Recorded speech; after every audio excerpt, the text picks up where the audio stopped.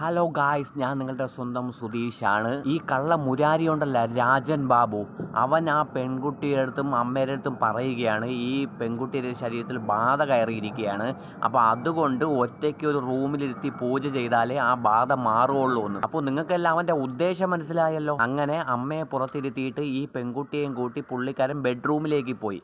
ഈ ജ്യോതിശാലത്തിൽ പുള്ളിക്കാരൻ ബെഡ്റൂമൊക്കെ കെട്ടിയിട്ടിരിക്കുകയാണ്. അകത്ത് കൊണ്ടുപോയാലേ അവനെ പൂജ നടക്കുകയുള്ളൂ. എന്നിട്ട് ഈ കള്ള നാറി മുരാരി ഉണ്ടല്ല, ആ മോളോട് പറയുകയാണ് ഇട്ടിരിക്കുന്ന ഡ്രസ്സ് അഴിച്ച് മാറ്റാം, എങ്കിലേ അവന് പൂജ നടക്കുകയുള്ളൂ. നീ ഒരു കാര്യം ചെയ്യും, നിന്റെ വീട്ടുകാരെയൊക്കെ പിടിച്ച് ഇവിടെ നടത്തിയിട്ട് അവരെയൊക്കെ തുണി മൊത്തം അഴിച്ച് മാറ്റി പൂജ ചെയ്തോ, അതാകുമ്പോൾ പൊളിയായിരിക്കും. എന്നിട്ട് ആ പൂജ ചെയ്യുന്ന വീഡിയോ ഒക്കെ എടുത്തിട്ട് യൂട്യൂബിലും സോഷ്യൽ മീഡിയയൊക്കെ അപ്ലോഡ് ചെയ്യും. അപ്പോൾ നല്ല പൈസയും കിട്ടും. നിങ്ങളെ കുടുംബത്തിന് അങ്ങനെ ജീവിച്ച് പോവാമല്ലോ. ഈ കള്ളപ്പട്ടി പൂജാരി മോളെടുത്ത് തുണി അഴിക്കാൻ പറഞ്ഞപ്പോൾ മോള് പറഞ്ഞ് പറ്റില്ല എന്ന് പറഞ്ഞു.